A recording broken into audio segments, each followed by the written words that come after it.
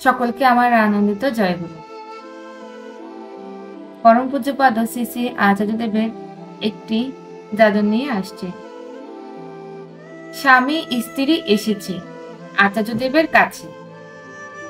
উভয়ের মধ্যে কথা কাটাকাটি হয় মাঝামাঝি। স্ত্রী অভিযোগ করে জীবনযাত্রার নিম্নমানের জন্য। পাশের প্রতিবেশী অসৎ উপায়ে উপার্জন করে সচ্ছল জীবনযাপন করে, তা দেখে স্ত্রীর স্বামীর উপর অনুযোগ। তাদের কথা শুনে আচার্যদেব বললেন, তোমার স্বামী পরিশ্রম করে যা উপায় করে তাতেই খুশি থাকা ভালো। সৎ উপায়ে যদি নুন ভাত খাও তাও ভালো। একজন অসৎ উপায়ে দামি দামি জিনিস ব্যবহার করছে, করুকে, বিলাসপূর্ণ জীবনযাপন দেখে কি করবে? ওতে আনন্দ নেই। তাকে দেখে তার মতো হবার দরকার নেই। তোমার স্বল্প আয়ে যা জোটে তাই সুখের, আনন্দের। অসৎ উপায়ে উপার্জন অনিশ্চিত।